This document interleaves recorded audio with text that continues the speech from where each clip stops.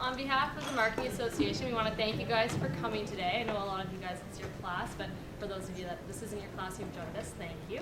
And tonight we're doing the Smackdown, so it's going to be a debate between Steve Pulver and Markus Giesler, who you guys are all familiar with. And it's going to be moderated by Kozinets. So thank you guys for coming and doing this debate for us, and we're looking forward to a nice, healthy fight. A clean fight. A clean fight. Maybe a little bit dirty. So thank you guys for attending. So the idea today, this is the second annual Smackdown. The last one the SMA put on last year was a big success. So we decided to duplicate it again. The idea is to have somebody representing a little bit more of an academic view and a bit more of a practitioner view, although both of these are marketing professors. And actually in this case, although both of them do have lots of industry experience, I think we're going to hear some of the differences when Markus and Steve start to talk, really coming from sort of this, a bit more of a philosophical perspective perhaps, and a bit more of an industry-informed perspective. So there's a lot of interest and a lot of debate, a lot of churn around intellectual property rights and how they've interacted with the reality of the internet and sharing. Markus has done a lot of work on Napster. Actually, that's how we first met. He was a master's student doing work on Napster and on peer-to-peer file sharing. Steve has been very involved in this world, both as a practitioner and as someone who's involved in some entrepreneurial ventures. So they're both very well acquainted with the challenges that the internet presents to intellectual property rights, particularly in the realm of music, but overall in the entertainment industry, which really has been Napsterized throughout. So intellectual property rights are really important. We're hearing about it in the news constantly with SOPA and ACTA and all of these acronyms for different things that are going on. What's going on? Let's get informed, and let's also learn about it through a healthy debate, which is what academia is supposed to be all about. So the question I've posed to these two gentlemen is a simple one. Simple on the sort of on its surface, but deeper, I think, as we explore it, it's got a lot of deeper implications. And the question is, should music companies try to enforce their intellectual property rights over consumers' sharing of music, or has that battle already been lost? And there's a lot of facts and statistics we're going to bring out. We're going to talk about whether that reality is over or not. So on the yes side, saying that we should enforce it is Professor Giesler, and he's going to make a statement first. Next, on the no side, saying that no, we shouldn't enforce it. You gotta hold on for a second. It's Professor Pulver. So we're going to start with about a 3 to 5 minute statement by Professor Giesler, followed by a 3 to 5 minute statement by Professor Pulver. We'll get a 2 to 3 minute retort by Professor Giesler, by Professor Pulver, and then I come in and. Let me just point out that, of course, this position that I'm unpacking and explaining to you is not necessarily kind of a fundamentally personal view. It is that we just wanted to create some tension to go into this debate. And of course, one can also have an opposite standpoint and say this shouldn't be enforced. Now, why should it be enforced? If you consider the fact that this battle is actually not a very new battle. It's a battle that's been going on for 350 to 400 years, with early Renaissance artists and the more technological side inventors and then later publishers entering the stage. We owe the very existence of the music market to the fact that that battle has been going on for such a long time. So no battle, no market. Markets are compromises, and compromises are always forged between opposing stakeholders having fundamentally different economic and social interests. Now, in our case, it's like, of course, obvious that consumers have a very different interest than the industry side, or artists for that matter, and later on, a whole industry developed around the artists. So, I can only, it's only natural to assume that that group of stakeholders has the interest in enforcing IP. Just to give you an example of why we should still enforce these copyrights and why this battle is not over. There's every 8 years we come to the point where we think the genie's out of the bottle and that's the end of the music market. Now the interesting thing is it's been going on for centuries like that, and for some reason people died, but the music market never died. So that should teach us a lesson or two. Why should rights be enforced? I'll give you an example. 10 years ago I had a catalog that was worth 100%, and over these last 10 years, the catalog has lost 80% of its value, despite the fact that there's actually people, on the both legal side and more practical technological enforcement side that are making sure that revenues still flow in. Now, I'm not a problem here, but because I've meanwhile accomplished a different career, and I know I'm not standing in this room because I have fun with this, right? Not only, I also need to make money. And one of the reasons why I had to switch gears is because, of course, the catalog was no longer worth anything. But think about artists, important stakeholder in office. Artists are actually the source of cultural creativity and imagination, making sure that you not only listen to music, but also that you have a textbook and knowledge in front of you. Knowledge that you can enjoy in a classroom, somewhat to be negotiated, kind of structural setup and relationship. And it takes a lot of time to write a book. It takes a lot of time to compose, write an article, write a song. And right now, this is the way in which the market is constructed. That artists make the majority of their money through intellectual property, royalties. And even though we all, of course, hope to have this utopian future, we were thinking 8 years, 10 years ago, wow, we'll be like, now with Napster, we'll have a post-IP music market. That future hasn't kicked in, at least not for now. So the result will always be compromise, and the compromise is always a situation where intellectual property will be part of it, at least as far as I can see it, for the next 100 years. And I know that doesn't give me much applause, but,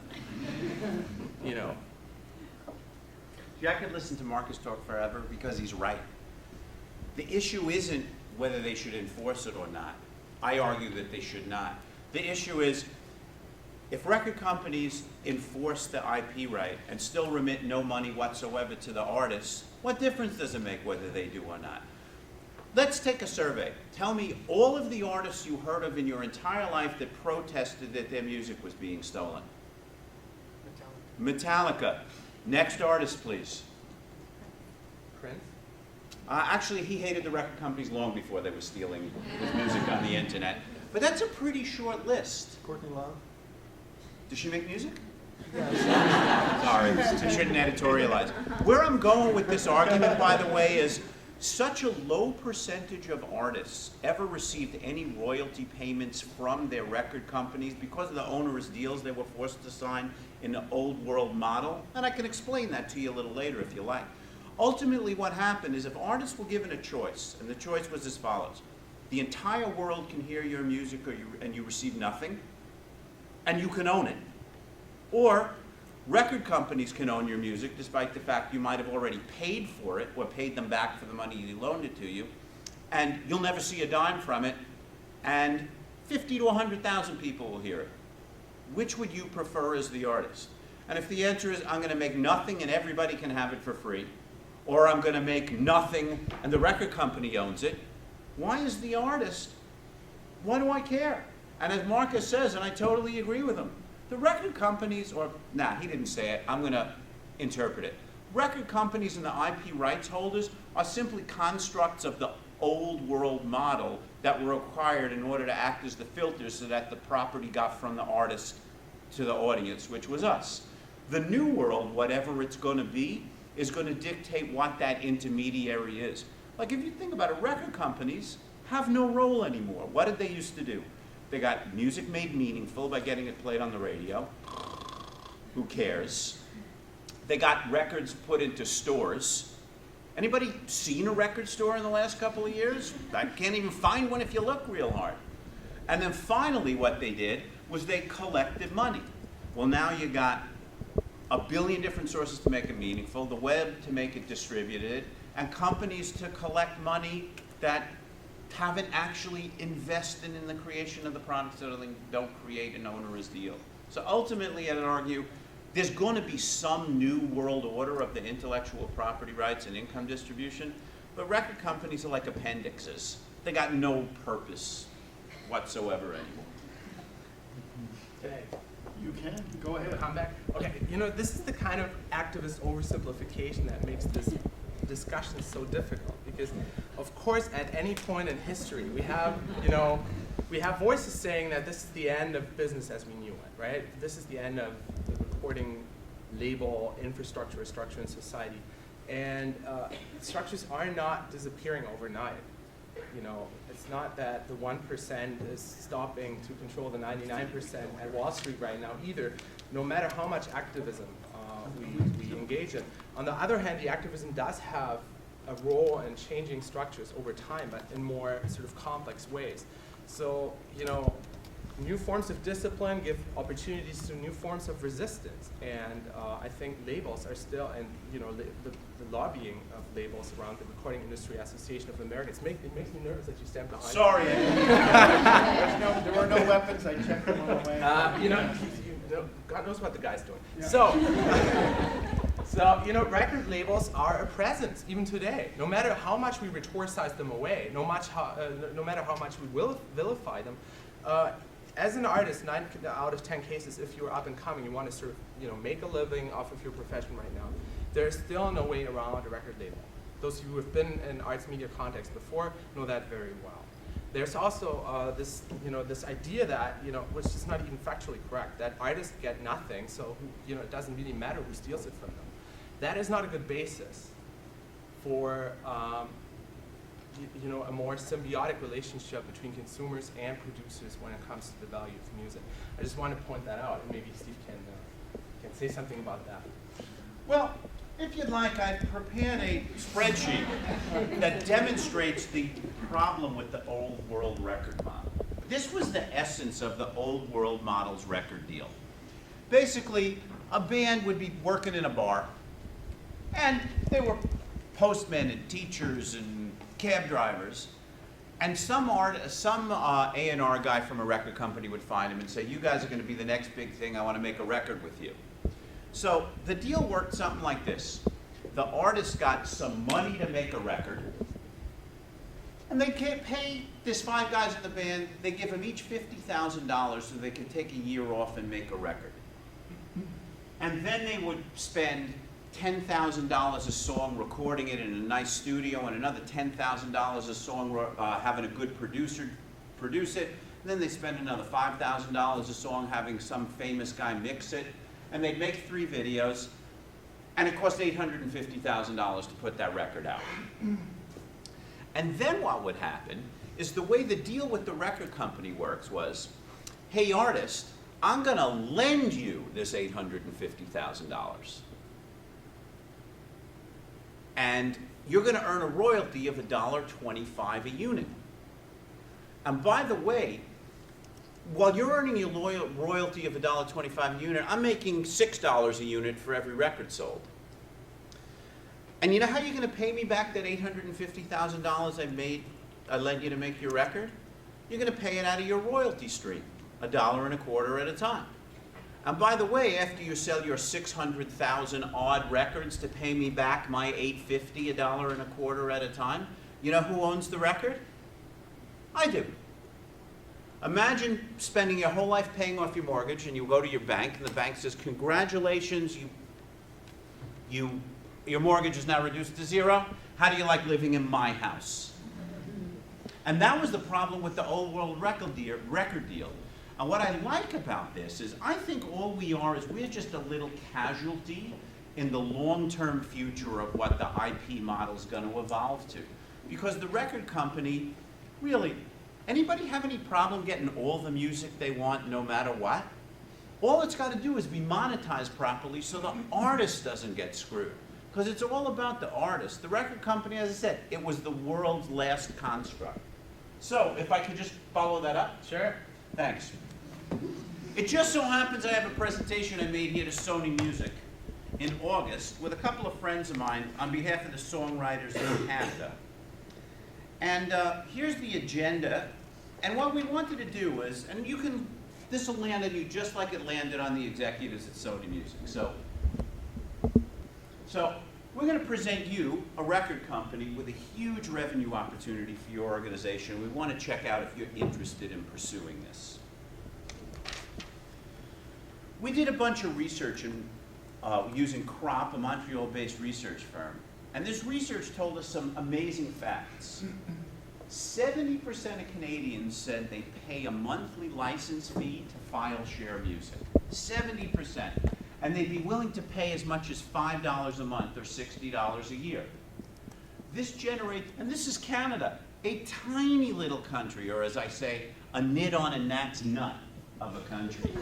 You got $400 million in Canadian-based revenue. Just so you know, that's roughly 3 times bigger than the entire record industry was at its peak.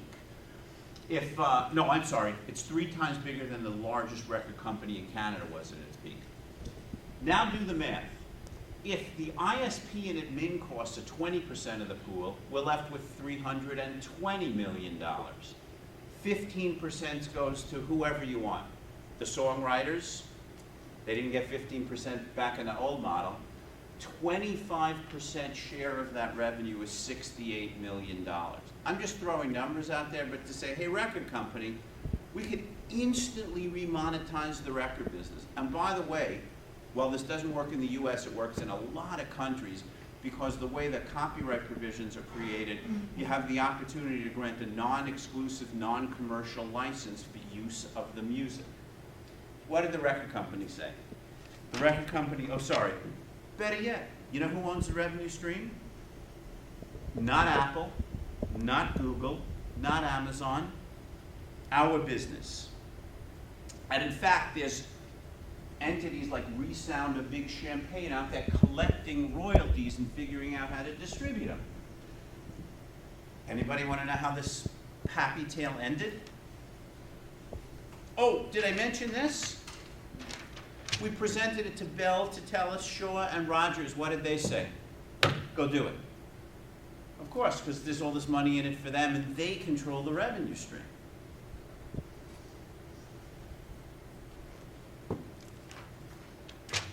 Have the ISPs collect and market the stuff. Why does that make sense? Because the ISPs are in your house every day. And they send you a bill every month. We figure out how to cut up the pie. What do you say? And again, it's just a different construct. All I'm suggesting to you is I totally believe in the sovereignty of artists. I know, because I made my living from intellectual property for a good chunk of my life, plus I worked in the record business. So I don't believe in no construct to support the artist. I just think the old one's dead. And instead of reinforcing or enforcing this old construct, which is serving no value, so to speak, I say we create a new construct where, and by the way, this proposal, it doesn't require you to change your behavior. You don't need a different interface. Do whatever you're doing now. You still got LimeWire alive somehow? That's okay. They don't care. Do whatever you're doing. They're just going to put a levy on your bill and you'll be granted this license. My 2 cents. Right. Okay, I think I want to comment on this. I really like it. It's beautiful, it's simple, it's certainly, it looks like it's effective. I haven't done the math, but over the years, and I've studied this kind of stuff now for almost a decade, I've seen many of those innovative concepts. Lawrence Lessig had this idea of copyleft rather than copyright, I think, and a bunch of other players in a similar kind of vein. Then Big Champagne, great, but temporary. And now Steve Pulver, right, with his great innovation. I love this. I think it's awesome. But the problem is that, even though it might be simple to just change it, because the old model is ineffective, and look, we have a newer, much better model. This is unfortunately not how the world works. The new model has absolutely no legitimacy. The old model is firmly in place, has been historically institutionalized over a long time. Even though I really like the new model much more than the old model, Steve has to convince far more people than this classroom here in order to make the new model fly. Now, as with every form of institutional change, there will also not just be winners and a new compromise, but also many losers. And those are usually the people who prevent innovation from happening. So this form of industry resistance, pertaining to the question of who gets to control the revenue stream, is exactly what stops or hampers these kinds of innovations from taking a hold or taking a shape. So in other words, great model, completely fictional. I like it, but the realities, the socioeconomic realities, unfortunately, those that, it will be very hard to introduce this model. On the other hand, it is these kinds of innovations, and Lawrence Lessig, Big Champagne, and Steve Pulver are important sort of arbiters or innovative cultural creative agents in creating new industry structures. and provoking unintended consequences. So even though Lawrence Lessig's model never became the dominant ideology of how to make value through music and intellectual property in general, it was with one voice in a conversation, in a sort of combative social encounter. He's standing. Okay. That made old structures go away. CD stores, if you remember, and then Blockbuster Video. Look what happened to those players, and then helped or facilitated the creation of new structures. Look at the iTunes music universe, how Apple has come to dominate the music business as we know it today. And the question is, why did they do this? Because they exactly didn't think in those categories of, here's the old world sucks, here's the new world. But they were waiting on the sidelines thinking, okay, let those people fight. And let's, students from my course know that, right? Let's wait for these kind of, nascent cultural waves of resistance and those resistant movements to come up. And why don't we just cash in there rather than wanting to change the world create a new market structure from whole cloth. I like these arguments. They have a lot of activist appeal, but they're usually not realistically executable. Once again, he's right. But, to quote the Black Panthers of the 1960s, if you're not part of the solution, you're part of the problem.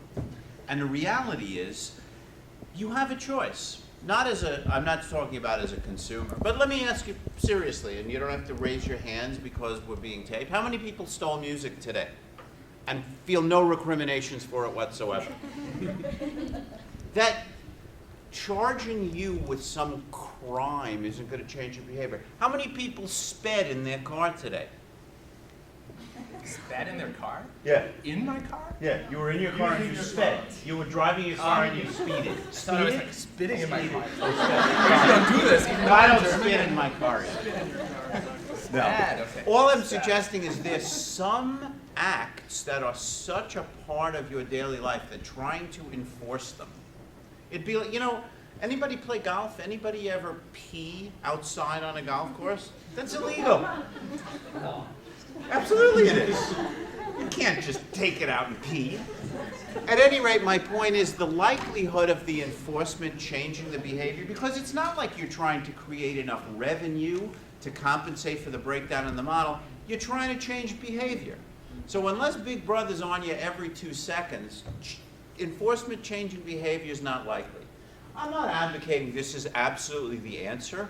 All I know is when somebody said, wow, that gas engine's stupid. What about all the people making saddles and stagecoaches? Yeah, imagine how long it would take to get from where you live up here now if you had to come by horse. So ultimately, somebody's got to be accepting of some kind of radical innovation. And we could stick our head in the sands, and I teach a course that brings this topic up. And you think about it. If the right guy was running Polaroid, tell me anybody would be making digital cameras besides them. But instead, the wrong guy was running Polaroid, and they have no place in instant photography whatsoever, which to me is mind-boggling. So one day, and again, it may not happen, but imagine, because record companies in this country are close to valueless right now as entities, with the exception of maybe Universal. What would happen if Rogers and Shaw and Telus bought all the labels? They could do it with a couple of weeks' receipts, I would bet you, no? Now? Apple could. They have a lot of cash. Yeah. All of a sudden, this model isn't so outlandish. It's just about who's driving. Because right now, if you had an artist to market, what would you do? Would you go get him a label deal? Or would you go figure out what it took to get him on a TV show that was a huge hit? And think about that song. What was her name? Rebecca Black? That horrible song? Oh my God, Friday. But see, that's exactly the kind of content you get in your model. Right, but Wham was good. I think you're talking to the wrong generation. Okay, sorry. Record companies were still in the business of selling records, not finding great artists. That was the sweet spot, was when great artists sold. And that was pretty rare. As I said, they were way busy. They were way more interested in finding, what's their generation? Ace of Base? Does that resonate for you? Ace of Base? Record companies were all over Ace of Base. They loved Ace of Base. They weren't crazy about Elvis Costello, because one of them sells a lot of records and one of them's a good artist. At any rate, over back to you. Or maybe to Rob. Maybe it's your turn. Well, I'm curious about a couple of things that you said. We started talking a little bit about enforcement, I think. And I'd like to go back to that because that was the central question, was about enforcement. So the RIAA, the Recording Industry Association of America, has been infamous for really clamping down very hard on what ostensibly looks like the wrong people. 15-year-old kids in their house who have, 20,000 songs downloaded. I have a 15-year-old. It's not so easy to control what they do on their computers. It's just something that happens. Do you think, I'll direct it to you, Markus, because you seem to be arguing. You haven't addressed Steve's point directly that part of the problem right now is that the record companies don't really create value, that they're not really doing things. They used to create value. The system changed. They kept doing the same old things, and they're not creating value anymore. Now one of the things that they've done is they've banded together and said, please enforce those old rules because we're not making the money that we used to. Right. Go after those kids, scare everybody, Right. and get them to pony up to iTunes and pay their money or wherever it is that they got to pay. So do you think, number one, do you think that the idea of enforcement is still necessary? Is it necessary in some way, and if so, in what way? That's a difficult question to answer. I think, first of all, one has to be aware of the fact that all of these categories, value, good content, what is or is not a pirate. All of these things are culturally constructed. There's no such thing as a music pirate unless there are a bunch of players kind of working together and coordinating their effort in such a way that at the end there's a certain form of criminalization, right? So in the olden days of when Napster first came out, it was actually quite noble to download music, right? Because the rationale back then was, well, if I'm downloading music, I'm also uploading music, so that makes me some form of, I'm also a cultural innovator, much like Sean Fanning, the guy behind Napster. Now, my point here is it's all rhetorical, right? So both sides of the debate have certain kind of interests, and they rhetoricize and construct their points in such a way that in the end, they come out as having the moral high ground. So, actually these more sort of legal practices of suing children, suing older people. That's in the way you presented the argument already. That was kind of rhetorically biased in such a way as to make it look, as if these are really terrible monsters. And it reminded me a lot of my informants that I had around, let's say, I think 2004, 2005, when the first Warner Music downloading, under the new downloading regime, went into its redress phase, right, where the labels, back then Hillary Rosen was the Recording Industry Association of America president, went out and sent a gazillion cease and desist letters randomly to people. They had various law firms working on that. And, oh my God, big outcry on the activism frontier. And my activists back then told me, this is like similar to what you just said. This is a sign of an industry that has become obsolete. Nobody needs them anymore. Sooner or later, there will be that. And what a pathetic thing, like a kind of very, peacemaking rhetoric on the side of the activists. Well, two things are important to remember. Record labels are still here, despite these predictions. And by the way, not just activists, but a lot of intellectuals made those same predictions back then. They're still here, for better or worse. And then second of all, these very rigorous forms of these very radical legal countermeasures actually had the effect of curbing illegal music downloading and also of driving consumers who suddenly became scared, because back then, before that, they had been arguing, well, nothing can happen. We're on the side of the future here. Music downloading cannot be attacked, cannot be killed. Label owners go away. Well, no. Actually, it did work, and that actually, washed a whole slew of consumers into the hands of iTunes, if you remember. Those students who were in my course remember that we talked about that. In other words, even the most brutal forms of lobbying, and SOPA is one of those examples, do have a disciplinary effect. Now, is that a fair thing to do? Is that an ethical thing to do? Is that an action that instills trust? I doubt that very much. But since when, is trust the basis for a good customer-brand relationships on an industrial level, right? The relationship metaphor is completely overrated. So, in as much, in other words, to summarize this briefly to Rob's question, in as much as these really brutal measures created a lot of unrest and frustration, they have also created new market structures, and an iTunes universe and a bunch of other players, SoundCloud was mentioned previously, that actually benefit from these really aggressive measures that were taken by others. So, it's a give and take with structure changing slowly rather than, oh, this is unethical, right? The moralism is on both sides in a way. It can be constructed in such a way that it looks really moralistic and righteous from the industry side to intervene because, the artist is this poor little vulnerable creature that needs our support. But also from the activism side, it looks really, really noble and righteous to fight. It also looks really noble and righteous to fight on Occupy Wall Street right now. So, these forms of activism and these forms of industry intervention both have identity value. And that speaks to my earlier point that, it is an evolving compromise where, this is just one, but an arguably very aggressive weapon to make people move into a certain direction. So ethically, I don't like it. Analytically, it doesn't surprise me at all. So it seems to me, Steve, that you're also coming from a perspective with your $5 person per month model that says we can guilt these guys out because they know at some level that it's wrong. Otherwise, why would we get them to pay anything? There has to be some morality behind this model that says you're taking something, someone made this, you owe them something, you've got to pay. If you don't pay, you've done something wrong. I mean, that is the basis of your model. It's something that says enforcement. And I think the underlying thing here is if you don't pay, but it's something's going to happen. It's deliberately toothless.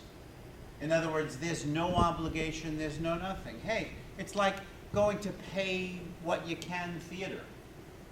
Or when Radiohead put out In Rainbows. Yeah. What did they find out? 30% of the people paid an average of $2 a unit, which actually was in excess of what their ongoing royalty rate was during their entire career. Yeah. How many times did they do it though after that? They did. But they keep going out with different models and different models. But The Grateful Dead, I mean, literally, those guys were worth hundreds of millions of dollars, and they encouraged you to bootleg their records live. And lately took it back. Did you see that? No. They reversed, yeah. Oh, really? I think it was a Garcia idea. I'm sure it was Yeah. a Garcia Yeah. idea. They took it back now. We can't trade that stuff. Yeah, it So- could very well be. So But you're saying to us, I think, that you don't care about enforcement. I think the answer is and again, I'm only talking about in the context of the shape of the industry. Believe me, I'm really glad as a taxpayer that if you don't pay your taxes, you go to jail. That's a good thing. Otherwise, we would all be, crawling through slop and stuff like that. But as far as IP now goes in its evolution, I think giving you an opportunity to easily pay for what you value, or if you don't value it, nobody's coming after you. What I'm suggesting is, I believe in the model I'm proposing, that there's enough people that would see enough value in it that could totally remonetize the industry. Because the scary thing for me as a fan of the business is, tell me what mechanism's in place for artist development now. See, I think that's the irony of the whole thing. I think that all of these artists that were glad to see the record companies go down in flames are now terrified, or at least their managers are, because nobody expected this to destroy the entire fabric of the industry. But if you got a new act now, well, let's put it this way. Old World, you had a new act, you were looking for a label that had a pedigree of breaking acts that had sounds like yours. Now you have a new act, you got no place to take it because the infrastructure's crumbled.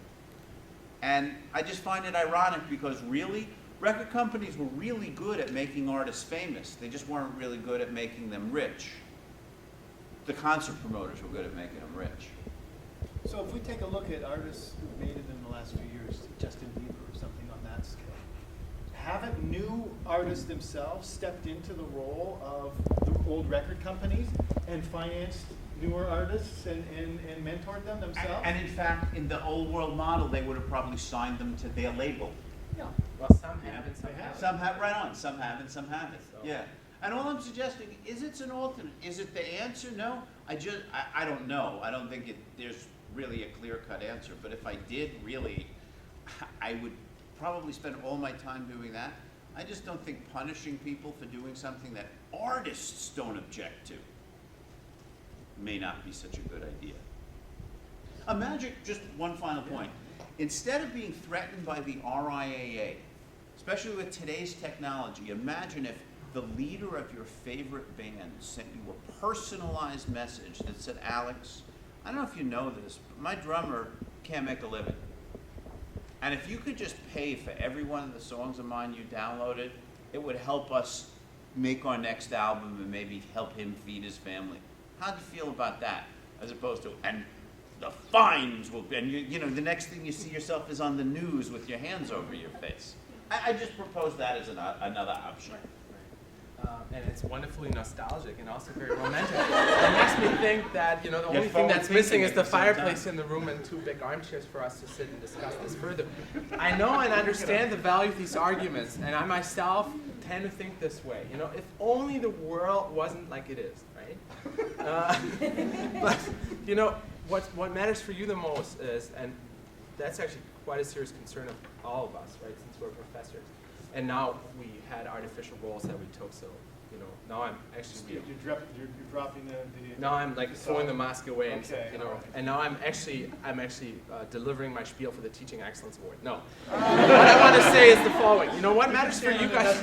No, we are, like, as the provider of education here, and Schulich, you know, you didn't come to Schulich to kind of, you know, hear good stories. Now we kind of make up stories, and, you know, let's not do this for a second. I think what matters the most is that wherever you end up, you can do the best job possible.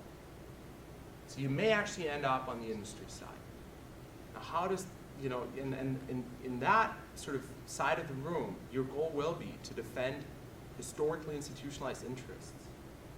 You know, and having this understanding of, you know, the world could be so good that in actual fact we could just tomorrow innovate the music industry in such a way that nobody will be hungry anymore and everybody will be happy. Might or might not be you know, may actually be right or wrong, but, you know, that's actually not the kind of philosophy that you are acting as an agent for. So you need to know and understand what it takes to create a certain form of legitimacy and influence for an idea, even though that idea may, you know, maybe, as Stephen said, you know, generically or inherently kind of immoral or moralistic. On the other hand, you may also be ending up on the activism side. You know, maybe you are one of those people at the Electronic Frontier Foundation tomorrow. So you will have the same goal, but you're just working for a different camp. So how do you make way for this new world in which, you know, consumers have more rights and have more freedom? So, you know, why don't we just at this point move the discussion a little away from, wouldn't it be great to have this, that, and the other thing, to how do we actually do this? You know, how do we actually, you know, influence generalized perceptions in favor or against a specific cause, so that in the end of the day you have like your top 3, top 5 tools or whatever, that, and we all know what some of those tools are. We come from different sides of the room, and of course, you know, as such we bring with us different theoretical and institutional innovations, so that in the end of the day you can actually benefit from these shifts, rather than standing there and say, damn, I wish it would be so much different than it is today. So, I hope you will all, you know, nominate me. No. No. Well, I actually want to open it up to hearing from you guys. So we've got 15 minutes left in this discussion. So my question is for Stephen. To me, part of the role of music producers is to provide a filter. So I am a very average music listener, and I look to producers to say, here are 100 artists that you should listen to, and within that group of 100 artists, I sort of pick and choose what I like to listen to. And in your model, it sort of seems like it's a bit of a free-for-all. And, you know, every garage band, every, you know, Friday night bar band is going to have their music out there, and I don't have the time or the patience to sort of filter through everything and determine what I like. I like the fact that the music industry sort of filters that a bit for me. So how does that piece sort of fit in to what you're proposing?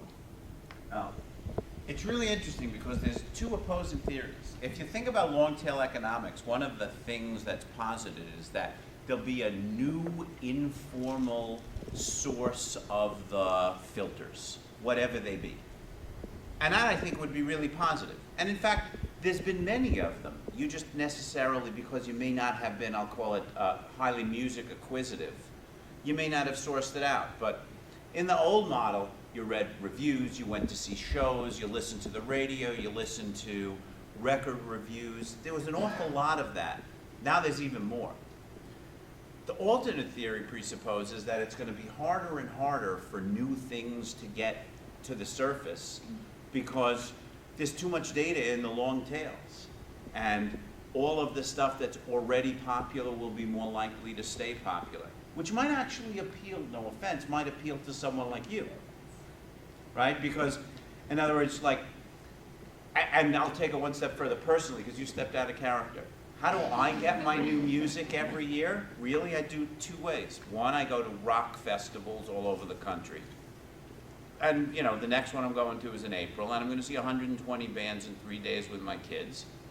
And I'm going to find 10 or 15 bands I can get into for the next couple of years. So there's mechanisms out there if you're music acquisitive.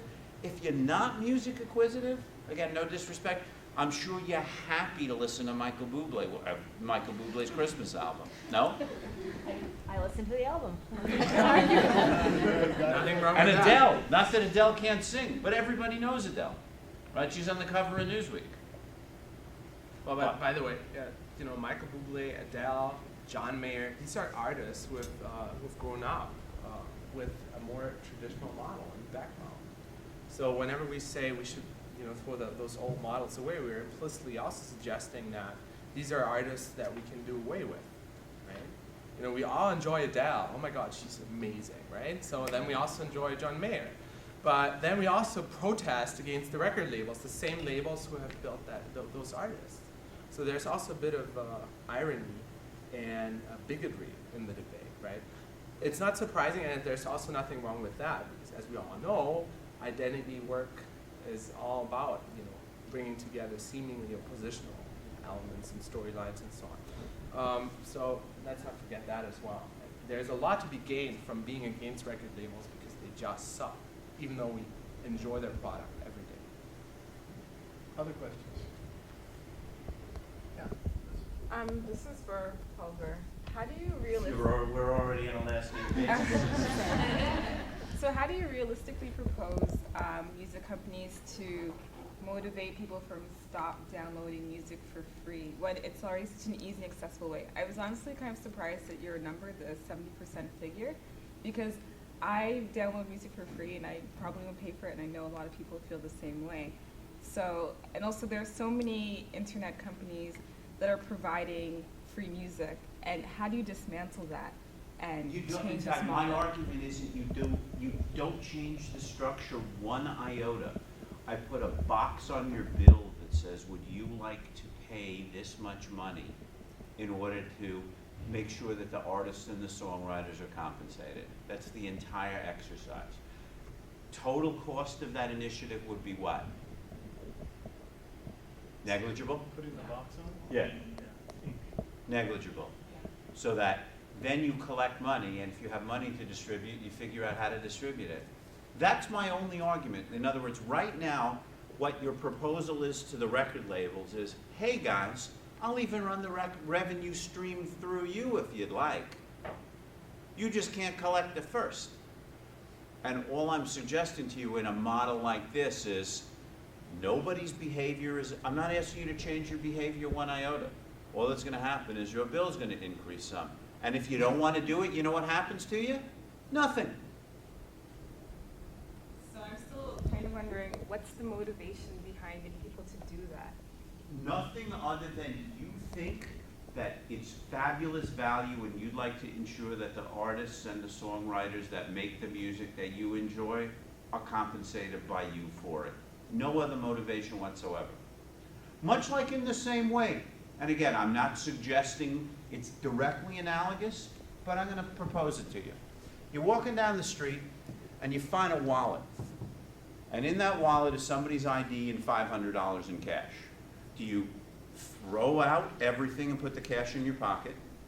Do you return the wallet, put the cash in your pocket, and say, you know, wild, I'm sorry, there was no cash in it when I picked it up? Or do you phone the guy and say, I just found your wallet with $500 in it, if you can come get it, it's yours? That's all I'm saying. I don't see how it's any different at all. Marcus talked about how enforcement could change the mindset of people by fearing them. Do you think that, I don't have much trust in ISP companies, and you probably saw that there's an image that's circulating over the internet and you're buying bundle of websites, right? So do you think that by asking ISP companies to put a box where you can take music, the next thing will be, oh, would you like to pay a bit more for videos? And then, oh, would you like to pay a bit more for newspaper content? And in 10 years, instead of asking you, oh, would you like to, they'll say, well, you have to pay more for music, for videos, for text. Yes, I do. And I'll even go one step further. I have a place in the US, a summer house, and virtually every public utility bill has a box. Would you like to donate to this charity, to this charity, to this charity, to this charity? So not only do I think it will, I think it should. And again, now I'm not stepping out of character. Imagine how much more money it would, like the food bank would create if every time you got a bill from Toronto Hydro, it said, you want to donate $1 to the food bank? Your bill goes from $101 to $102. Who cares? Don't you think there would be fewer hungry people? Yeah. And believe me, I'm not an idealist. I'm an ardent capitalist. This is all about money. But I don't see YouTube video producers as people necessitating food banks. In the US, you know, Cox Cable, you get a Cox Cable bill, you can donate money to the Arizona Food Bank. It's just how they do it.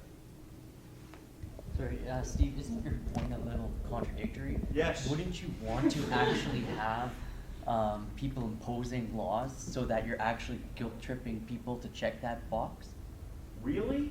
Maybe one day, but all I'm saying right now is I'm worried that what's going to happen is that business will be extinct as opposed to recapitalized. And before it dies, find a way to inject cash so that the people who allegedly know what they're doing will figure out how to restructure it. Because, you know, if you think about it, to me this is just another evolution. Like, and again, I'll go back to, in the 1700s, there was still copyright. And how did musicians make money? Off of sheet music. That's all there was. There was no LPs, there was no CDs, there was no player piano rolls. Right. Then at the turn of the century, there were player piano rolls. Then there were phonograph records, and then there were 78s, and then LPs, and then CDs or cassette tapes or whatever. And all I'm saying is, because there was a meld between hardware and software manufacturers of, they'll make a record player, they'll make a LP, they'll make a cassette player, they'll make a CD. Someone way smarter than me is going to figure out what the next evolution of remonetization is. But from my perspective, after having been around the business for a long time, this is just another evolution. We just broke the model for a bit. So if you really want record companies to stick around, how about giving them a way to do it, which would be, okay, collect some money, let them funnel through. I'm not a big fan of record companies, and I worked at one for a while. I owned one for a while, put out a bunch of different records, and made some money doing it, but if I can't add value, I mean, you look at that, right? Do you ever look at the mirror and go, gee, did I create any value for my employer today? Well, how many days in a row can you say that to yourself and expect to still have an employer?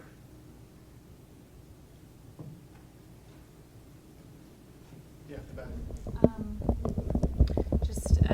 I guess maybe a question of both, but to Steve as well. With your model of $5, and let's say you listen even modestly to 100 artists a month, that's sort of like 5 cents per artist. And I wonder if there's not a danger of creating a society that doesn't really value artists anymore because it's down to like, oh, $5 a month. There you go. Like, half of us probably give homeless people more than that in a given month. So is there an issue with the model that you're suggesting in that we actually, as a society, are devaluing artists and their IP because it's a all-you-can-eat for $5 instead of... It's funny, I never really thought of that. I think it's a really good point. I just wonder if right now, or I'll put it this way, it's absolutely something to think about. I just can't tell you where in the evolution it's the right time to think about it. In other words, I think of what you said is, you go into a French restaurant and the entrees are $70. You go, wow, those must be delicious. And you go into the same restaurant and the entrees are 70 cents. You figure it's deadly poison. And it's part of that, but I'm also thinking, there is a local band that my boyfriend and I went and saw a couple of weeks ago, and we paid, I don't know, $15 each for the tickets and bought a $20 LP because we value that artist. And I just wonder if that's not a better message of like, if you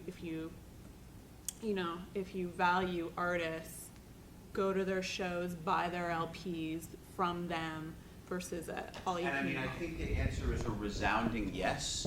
The only thing is, for somebody to be successful, they need a sort of much bigger critical mass than doing 100 club dates in front of 200 people a date.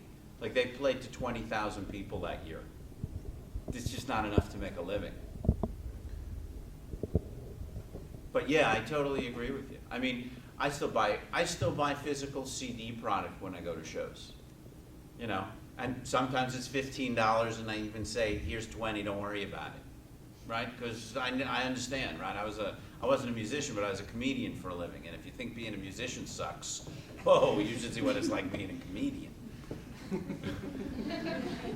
Marcus, did you want to respond to the idea of the worth of the artist? Well,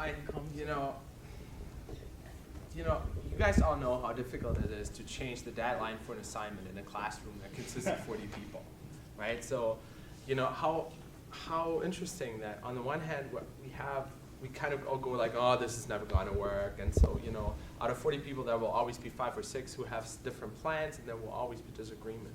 But then sometimes in these times of crisis when, there are these shifts and shocks that are technologically motivated, and in a given marketplace, the contract between give and take, producer and consumer, gets opened up, and all of a sudden everybody's shocked. We almost have this, like romantic desire to find this panacea, this this solution. Oh, wouldn't it be great? If in the end we have this $5 model, and even if we had that, there will always, it would not survive for longer than a day, because there would be new parties entering the table and saying, we don't like that. And so rather than, the conversation will be ongoing. We cannot find, neither tonight nor in the next 100 years, a golden compromise between, possessive, individualistic interest and social utilitarian interest. And even though Steve's model is very social utilitarian in nature, and it resonates with us. We go like, oh, wouldn't that be great, right? So on the other hand, we know and understand it's never going to become a reality. So rather than kind of look for this ultimate solution, this panacea, and so on and so forth, why not kind of benefit from these little spaces that open up in the process? When there's one thing we can learn from music market history and entertainment market history, is that people who really turn out to be the winners started out in really unorthodox ways, partnering up with activists, for instance, rather than say, we need to look for a new business model. All the intellectuals that have been proposing new business models, wrote nice books out of it, and on Amazon then, sold them, and it was really nice and cute to read them, but none of them has ever become transformed into reality. So I think the real action for you is somewhere else. It's in these little kind of forms and movements of protest, and what are people willing to spend in order to be a credible sort of, let's say, Occupy Wall Street supporter. One of our wonderful doctoral students, Mandy Early, this is courtesy to her. She came back from Occupy Wall Street in New York. She did ethnographic research there, and she came with this wonderful little button: Tame the Bees, Occupy Wall Street. Okay, sell this. Sell this. And that's a new business model around a certain form of, larger socioeconomic protest. But, will the 99% continue to control the 1%? Who knows, right? Other way around. Will the 1% continue to control the 99%, right? But, this is an example. These are being sold. Right? And you see there's different forms of entrepreneurship emerging, and that's how Steve Jobs started, with the iPod, and then later on it blew up as well. So identity sells. Identity, Resistance sells. value sells, resistance sells, everything sells, right? So by Even more enforcing resistance. it, you create more value for it in some ways. Is what I'm getting from what you're saying. Well, I think, you know, the structure evolves, but it evolves at a much slower speed than we want it to, first of all. And while most of us are distracted by wanting to reinvent the wheel, some other players are smart enough to see those little opportunities that come out of it. That's, I guess, my main argument. I'm not per se against Steve's move. I understand, no one understands where he's coming from. And I, you know, I mean, yes, it would be awesome to have that. And one day we will have a music marketplace that looks very different from the one that we know. But that path is far longer than we anticipate right now. And even though, you know, we think that Steve's model may not be practically realizable, it still has a lot of identity value, right? It's great because it makes you feel good about yourself. It's a form of, you know, patronage that you can engage in. Will it become a reality? Will it be fundamentally legitimized? We don't know. So I'm going to take that as a closing statement from Yeah. you, if that's okay? Because we're Sure. Can I add almost one out of time, thing? and you will get your closing statement. I think that's such a wonderful point, and I often say this to my classes. You know how we all complain about gas prices and they're so outrageous? Imagine if tomorrow somebody invented a car that ran on tap water. How long would it be before you could get all the tap water you needed whenever you needed it to run your car? The answer isn't tomorrow. Because you're going to have, oh really, how are you going to get it into your car in the winter?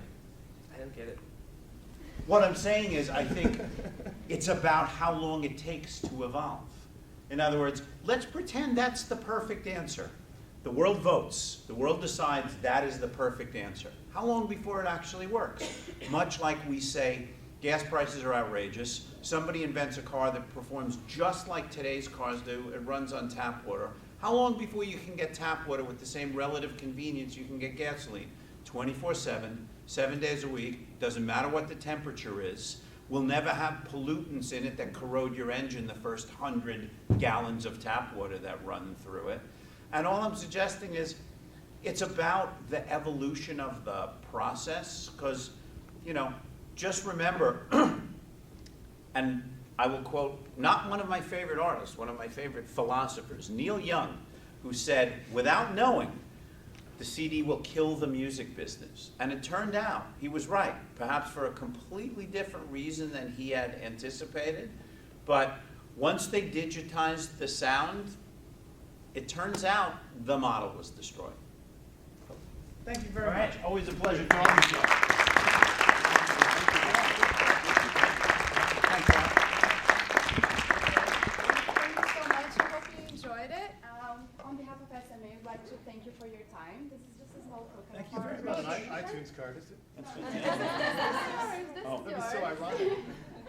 This is yours. It's very nice of you. Thank you. Thanks a lot. Wow, thank you. And Sarah, I'd like to talk about something else, but first I'd like also to thank Hero and Emmy to help us. It's amazing. Thank you so much. I just wanted to make a quick announcement about the marketing conference coming up on March 16th. So it's on a Friday.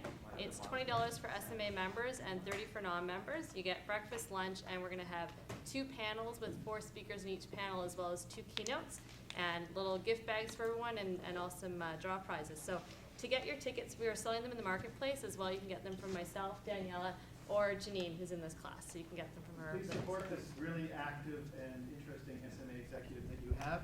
And I would encourage people to also, who are first years, who might be in the room, to get involved for next year, because you know, it's really important to keep the momentum going with the growth, the growth of the SMA and the growth of the Schulich marketing brand is something that I think we all have a vested interest in. For sure. And for students, obviously, there's great networking and connection opportunities when you're constantly working with people that are in the working world right now and always looking for bright young students to join the workforce. So that's it. Thank you. Thank you. Thank you. Thanks very much.